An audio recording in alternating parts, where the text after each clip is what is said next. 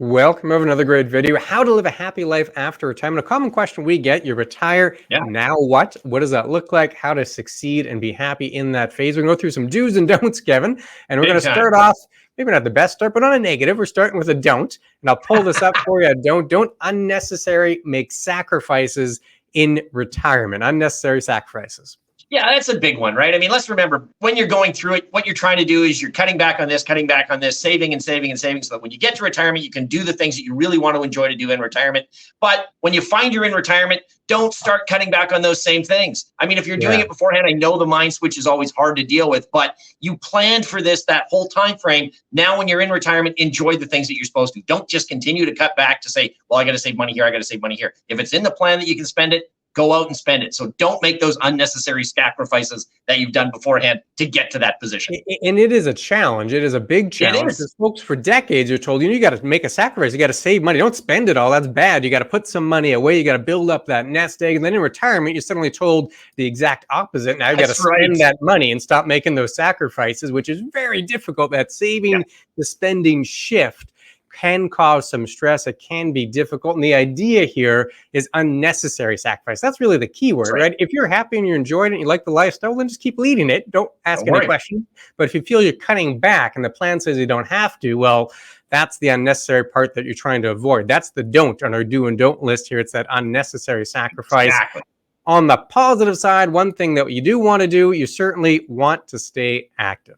Yeah, I mean, that's a big factor, right? You want to be making sure that you're getting out and you're doing things, whether it's taking walks, whether it's going to the mall and visiting, whether it's going out with friends or whatever the case may be. You want to maintain that staying active. The idea that, oh, wow, I'm retired now, I don't have to do it sitting in front of the TV does not help for a long longevity for a person going forward. You need to be out and about, whether or not that's doing odds and ends, doing volunteer work or whatever the case may be, but staying active is really important because that also helps with your health, and the health is going to make sure that you're going further and further in line. So make sure that you're getting out doing something. Like I say, it doesn't have to be big things, walking, playing pickleball, whatever the case may be. Just make sure that that activity contains going forward. Yeah, we don't know how healthy we're going to be and for how long, right? It's unfortunately an unknown. Hopefully healthy for 30 years in retirement. You can enjoy all of them, but ideally you stay a little active to prolong that as much as you possibly can. And the next one here, Kevin, I'm going through do's and don'ts. The next one's a don't. I think this one had you in mind when we wrote it. This is a perfect Kevin don't. I'll pull it up here. Don't, or one thing you want to stop in retirement is stop over supporting adult kids. Yeah, that's a huge one going forward. Each generation tends to help their kids out a little bit more and more, but there's a point to where you're doing it. If you've worked out in your plan that, you're going to give early inheritance money, that's one thing. But I mean, if you're sitting there and you're retired at 65, and all of a sudden your plan had said that you're going to be doing this, your kids are out of the house, the home is paid off, and you're still paying the cell phone bill, you're still doing all their car repairs, there's a problem there. If you don't have that worked into your plan, it's going to eat away at your funds. So remember, don't over support your adult kids. Sooner or later, they're going to have to live on their own. And this is something that's very important. Make sure they do that, because otherwise it could really affect what your plan is going forward and how long you're going to live. So, I mean, don't continue to do that. Yeah, it's related to the first one we talked about, unnecessary sacrifices. If your plan says, hey, we got lots of extra here and it's an early inheritance, then fantastic. Your money, you do with it what you like. But if your plan doesn't have that, says, hey, for your retirement, you got to kind of stick within this budget, and then you're taken from that budget to help support the adult kids, well, now you're making the extra sacrifice. And if you're okay with that, well, perfectly fine. It's your retirement. But not everyone's going to be okay with that. And that's really where this comes in, is eventually got to stand on their own 2 feet. And you may have to stop doing that for your retirement so that they can go and get further in their career and eventually have their own retirement. So my kids have learned that one fast. Everyone's going to have their own little leeway there. Kevin's kind of said, hey, we can push you out the door a little further. Exactly. Everyone's got to learn to run at their own pace. Questions of this nature happen all the time, especially around retirement and financial planning. We'd certainly love to hear from you. You can see it at the bottom of the screen, chatwithclintonkevin.com. It's part of our website. You fill in the form, it comes right to us. We always personally answer that. So if you have a personal question, we do our best to give you a personal response. Chatwithclintonkevin.com. Back to the do's and don'ts. One of the do's here, Kevin, I'll pull this up. It's to have a purpose and to have a structure. And it's easy to fall out of that routine because when we're working, one thing work gives us is a bit of a structure, because we have certain days we work, certain days we don't work, times we don't. So we have a bit of a routine there. And then it gives you a bit of a purpose, right? Maybe you're adding some valuable contributions to your teams, valuable contributions to work, and then suddenly all that's gone. It can be a little tough.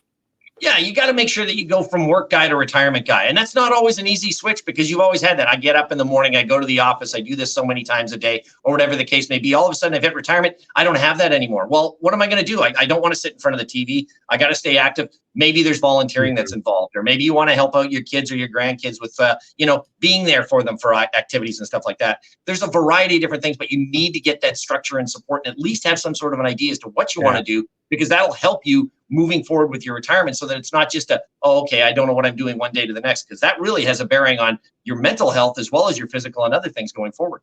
Absolutely. And a little bit of data here to help out. We'll pull this up. This is a model. Not every model is going to be perfect, but it can certainly guide the discussion. The top of the slide there, that is Robert Ashley. He's a sociologist in the 60s.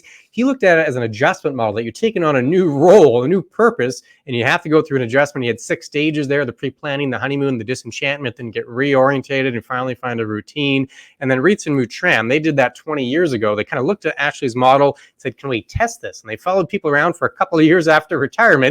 And lo and behold, they found that it kind of fit. Now, their model had 5 stages, not 6, but you ended up with a similar data point there. And I'll pull this up so you can see. And look at this, Kevin. This is kind of what you're mentioning. Yeah. And partly the fault of the financial world is we do a lot of the pre-planning. We tell folks, you got to get ready for retirement. You need to know how much you're going to spend, this and that. And that leads to that initial euphoria when you retire, that honeymoon phase. And then lo and behold, positive attitudes to retirement drop. Once you finally realize the new routine, hey, maybe it's not permanent vacation, and you see that drop. And then the reorientation when you find the new role, that new purpose, not as high as that euphoria of the honeymoon phase, but you do get another uptick about 24 months in as well. I mean, this is a model. Everyone's going to go through it at their own pace, but thinking about that new purpose, that new role as you go into retirement, or even before retirement, certainly will be helping and certainly can give you a little bit more happiness in retirement, because it is a change. For some people, it's a big change. Some people, a little change, but it is a process that we go through when you do retire. So that is definitely one of the do's. You definitely want to think about having purpose and structure. You can use some of that data to help with that piece. And then one of the don'ts here, Kevin, is you don't want to take health and time for granted. No, that's exactly it, right? I mean, you never know what's going to go on. As you age, of course, there are more problems that you can come up with. And we see that probably when we're taking a look at how many retirement stages there are. There's, there's pre-retirement, there's mid-retirement, and then there's sort of the later retirement. And later retirement, as we know, is a supported scenario. That's usually because your health is not the same as it was. So again, if you were planning in that early retirement phase to say, I want to take a trip around the world, or I want to take a cruise somewhere, and maybe I'll put that off to later. Later may not happen if you don't have the health, and you can't take that time for granted. Yes, we've always said that it's a longer term scenario, but if the first 5 years you got a variety of plans and you say, well, I'm going to put those off till year 10 to 20, 10 to 20 may not come depending on what goes on with your health. So don't take your health for granted. That staying active part will help that out a bit, but that time for granted scenario is a big one, and you got to make sure that you're doing what you wanted to do based on your plan. Absolutely. So the retirement phases there, we had that on a screen a moment ago. I'll pull it back up. You can see there's a couple of phases, and what Kevin was mentioning was the green, blue, and purple circles, the active, passive, and the supported, which is the retirement phases there. In early retirement, it's often people the most active say, hey, I want to take a trip. I'm going to do that, because often the health is best early in retirement. So that's normally when you can do those type of actions.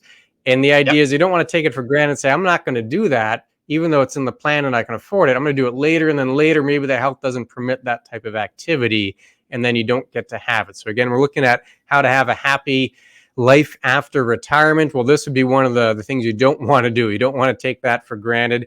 One of the things you do want to do, Kevin, and we mentioned staying active, related to that is certainly going to be staying social. Yeah, we are a social creature by nature. I mean, we are always together. I mean, why do you have such large cities with so many people in it? People like that social aspect. You have the individuality that you want to be, but the more you maintain active relationships with people, the better off you are. I mean, you're going out, you're doing things. It gives you a purpose to deal with this, someone to talk to, someone to call, whatever the case may be. That helps your whole mental and physical health abilities as well. So staying social is a very important part of getting to that retirement scenario. You don't just want to be stuck inside by yourself watching TV 24/7. Doesn't help, won't take you far. So maintain those relationships and make sure that you are being a social person going forward. Yeah, and a lot of these are related, right? So if you're staying social, you can stay active at the same time. Maybe play pickleball with friends. Maybe you're volunteering. That volunteering gives you a sense of purpose and structure. So a lot of these pieces can be related and all kind of part of a larger happy retirement. There's other videos we've done, certainly lots on retirement. One of them floating on the screen right now. 4 signs you're emotionally ready to retire. You like this video, you certainly like that video. Click on it. We'll see you again very soon.